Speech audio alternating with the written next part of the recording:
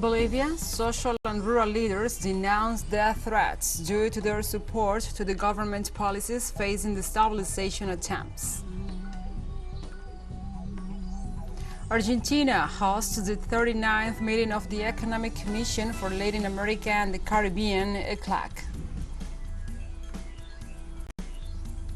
And China's National People's Assembly started a new session to review amendments to the law on the protection of women's rights.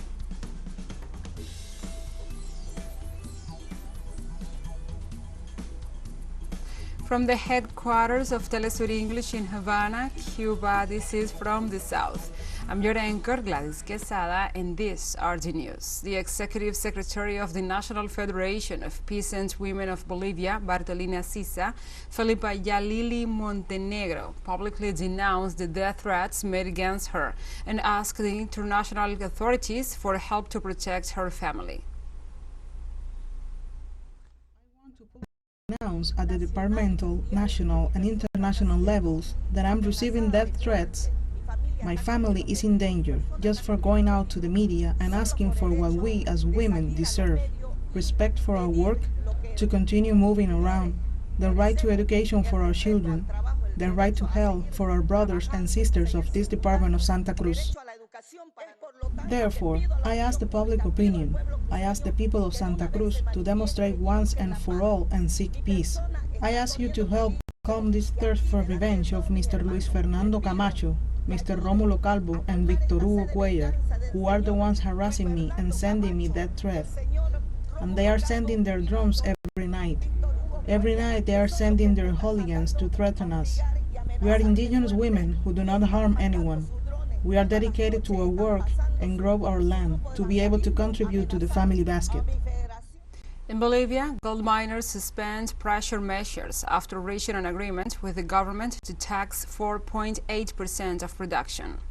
After the decision, the mining sector lifted the road blockades and stopped the dynamite detonations in the capital La Paz since Monday. The actions escalated on Tuesday when even a group of protesting miners tried to take over the installations of the cable car purple line, but failed due to the resistance of the neighbors and police intervention.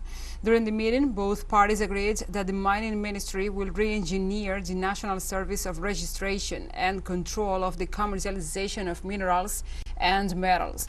For their part, the national authorities committed themselves to use their good offices so that the Legislative Assembly will analyze the creation of a social security management entity in the short term.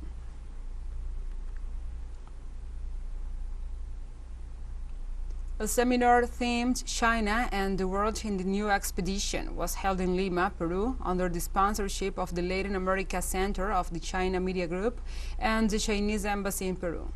The seminar delved into the universal significance of the 20th National Congress of the Communist Party of China on the future development of China and the world. Among the attendees were Chinese Ambassador to Peru, Song Yan, former Peruvian Ambassador to China, Juan Carlos Capunay Chavez, Peruvian experts and media representatives. They praised the CPC's foresighted leadership and achievements in building a community with a shared future for mankind, with intensified media cooperation and exchanges.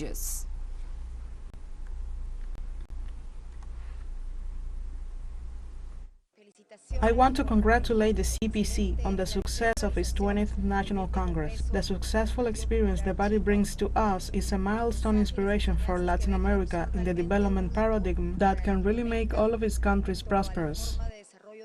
United Nations has warned that Haiti is experiencing an increase in cholera infections, with the number of suspected cases doubling in just a few days. United Nations has warned that Haiti is experiencing an increase in cholera infections, with the number of suspected cases doubling in just a few days. The UN humanitarian coordinator in Haiti, Ulrika Richardson, said that until a few days ago, the increase in cholera cases had been gradual, whereas there has been a worrying sharp increase in recent days, making the situation more challenging. In that regard, Richardson said that although cholera can be fatal, it is preventable and treatable, so speedy action is essential to contain the outbreak. According to the UN Children's Fund, UNICEF, children under 14 make up approximately half of the confirmed cases in Haiti.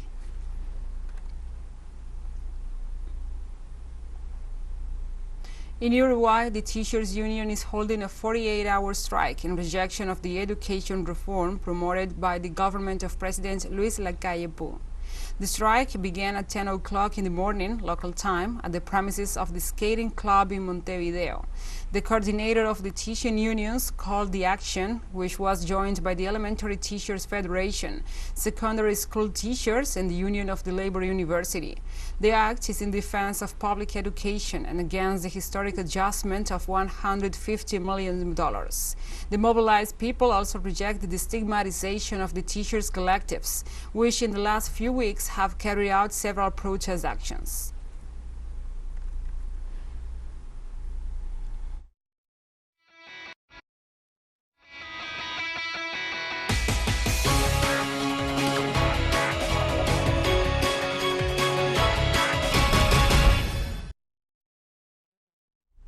Former Brazilian President Luiz Inácio Lula da Silva leads the polls on voting intention for the runoff elections scheduled for next October 30th. According to the Quest survey applied to 2,000 voters from October 23rd through the 25th, Lula da Silva will win with more than 53% of the votes, while President Jair Bolsonaro comes second with 47.9%. Bolsonaro and the percentages of undecided voters remained stable, while support for Lula increased compared to the previous poll. The survey took into account that in the face of wide abstentions, Lula would still likely get 52.1% of the votes.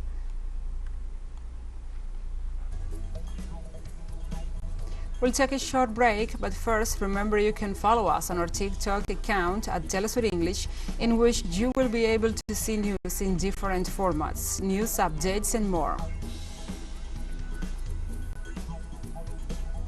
Other stories coming up, stay with us.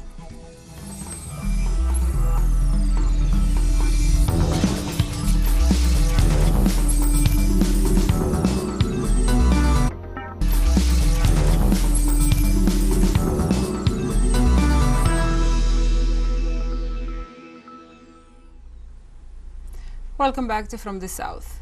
In Argentina, in the framework of the 39th meeting of the Economic Commission for Latin America and the Caribbean, ECLAC, the Chancellor Santiago Cafiero said that the countries of the region have the tools to overcome the current crisis.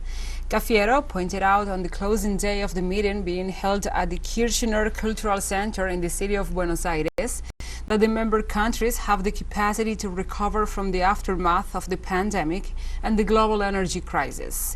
He also highlighted the efforts of the Organization for the Transformation of the Development Model of the region. Meanwhile, valued the roadmap proposed by the organization, which in his opinion is not limited to describing the situation, but also presents proposals and initiatives to overcome the crisis.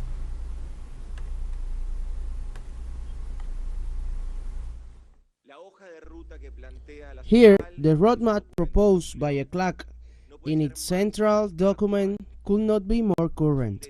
It is a detail of the situation that the region is going through today, but also proposals and initiatives to overcome it. The main thing we are discussing today is that Latin Americans and Caribbeans have the tools to overcome this situation.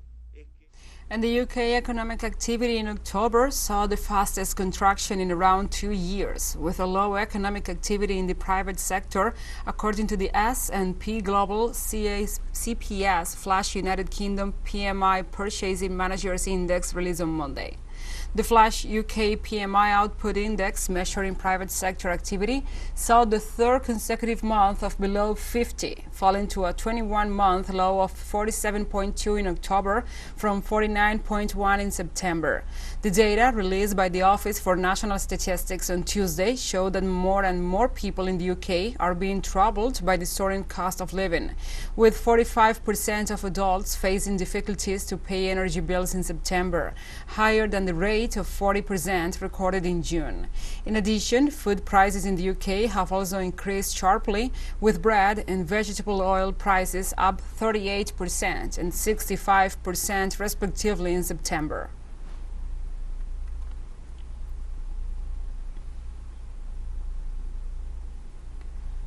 And Germany's health minister on Wednesday unveiled plans to decriminalize the possession of up to 30 grams of cannabis and allow the sale of the substance to adults for recreational purposes. A question mark remains over whether the plan approved by the cabinet will go ahead because the government first wants to be sure that it is compatible with European Union laws. Health Minister Karl Lauterbach said it will only go ahead with legislation if that is the case. The plan called for the sale of cannabis to adults at licensed outlets, and the aim is to combat the black market. Lauterbach added that the government intends to regulate the market tightly. Legalization and legalizing controlled sales of cannabis is one of a series of reforms outlined in the last year's coalition deal between the three socially liberal parties that make up Chancellor Olaf Scholz's government.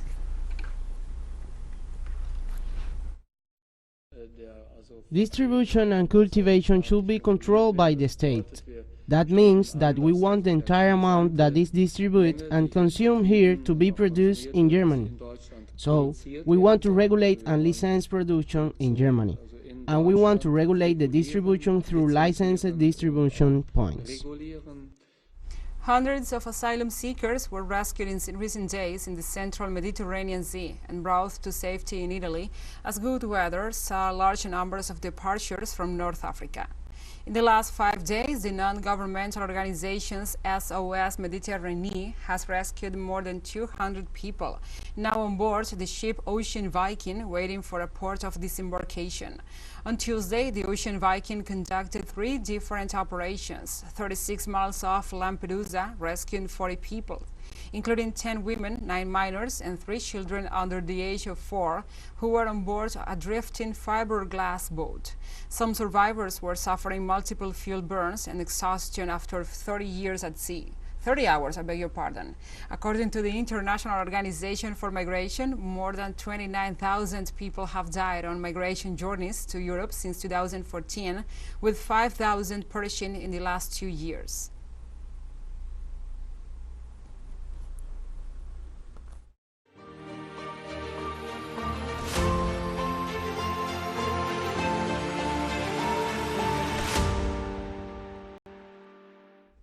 Now we move on to other topics. The Russian delegation to the United Nations has denounced the United States and Ukraine for non-compliance with their responsibility under the Biological Weapons Convention. Moscow's permanent representative to the United Nations, Vasily Nebenzia, sent UN Secretary-General Antonio Guterres presenting a draft resolution to create a committee to investigate the activities of U.S. biolaboratories in Ukraine. The draft resolution seeks to determine whether the U.S. and Ukraine may have violated the Biological Weapons Convention. In April 2022, the Kremlin announced and denounced that the U.S. biolaboratories in Ukraine were working on extremely dangerous pathogens, microbes, viruses, to create new types of biological weapons targeting certain ethnic groups.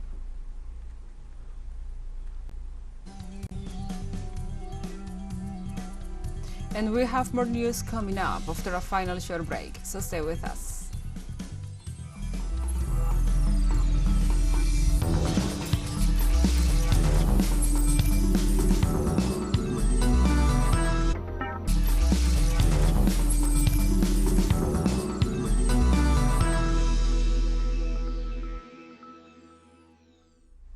Welcome back to From the South. On Wednesday, the National People's Assembly of China started a new session with an agenda that includes the review of amendments to the law on the protection of women's rights. During the conclave, the parliamentarians proposed to punish sexual harassment, gender-based labor discrimination, and damages to the privacy, reputation, and social security of women in the country. During the dialogue, the officials emphasized that previous changes introduced last April are in force to prevent and punish crimes such as kidnapping, trafficking, and forced labor of women and girls. In 2022, China launched a major crackdown on the abuse of women and surveillance in rural villages, following an increase in the number of gender violence cases.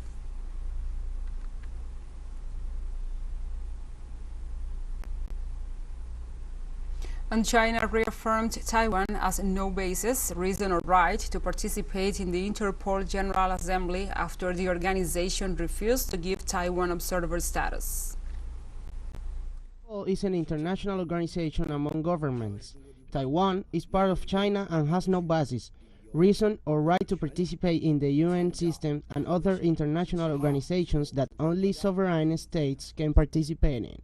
The channels for the Taiwan region to participate in global cooperation to fight against crime are open and smooth.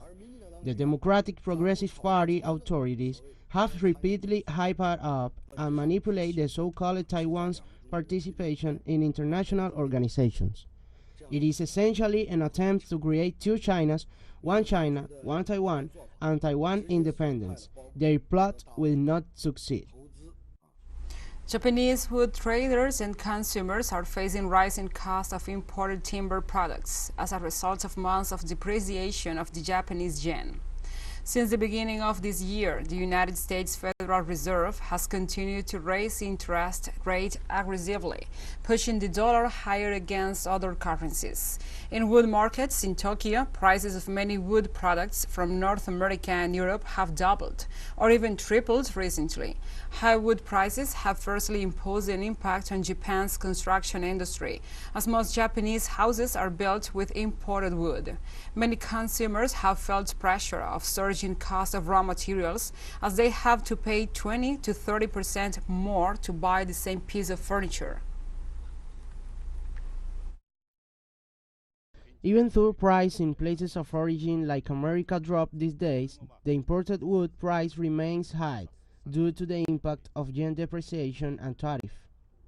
Previously, the market share of domestic wood product was only 20% and now soars to 40%. And Russia's Soyuz 2.1 rocket was successfully set into orbit, the Progress MS-21 cargo spacecraft from the Baikonur Cosmodrome in Kazakhstan. The Progress MS-21 spacecraft is scheduled to dock in the Russian section of the International Space Station on Friday.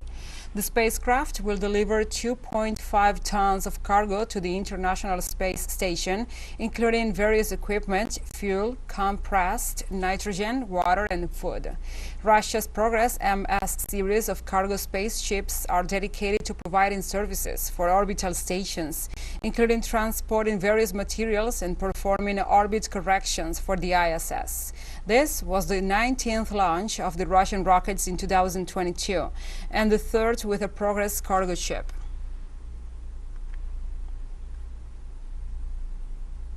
In Palestine, movements are calling for a nationwide strike. In the early hours of Tuesday morning in the city of Nablus, an Israeli raid left 6 Palestinians dead, prompting new demonstrations. Palestinian movements are calling for a general strike throughout the Israeli-occupied land in order to protest against the brutality of the invaders. They have organized demonstrations to condemn the regime's continued crimes against the Palestinian people and the silence of the international community.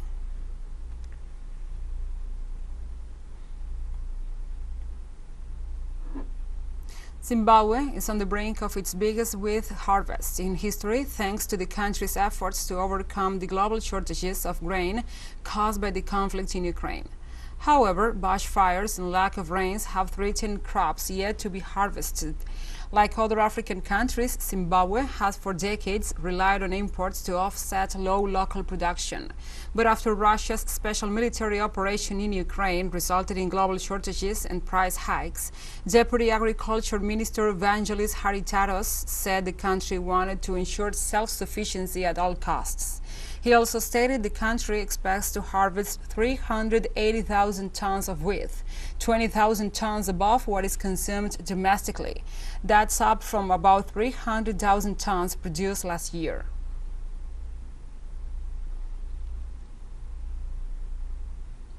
In Pretoria, South Africa, talks continued between the two sides in the conflict in Ethiopia's Tigray region.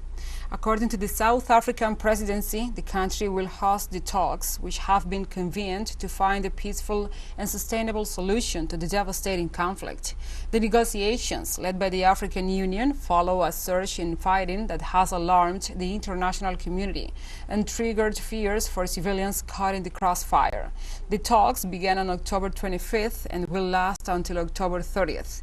Diplomatic pressure has been mounting to bring a halt to the conflict, which has left millions in need of humanitarian aid and about 500,000 dead.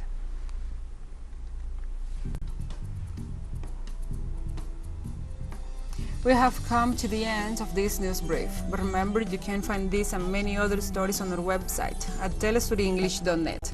And also, if you feel so inclined, please join us on social media for all the latest news. We are on Facebook, Twitter, Instagram, Telegram, and TikTok.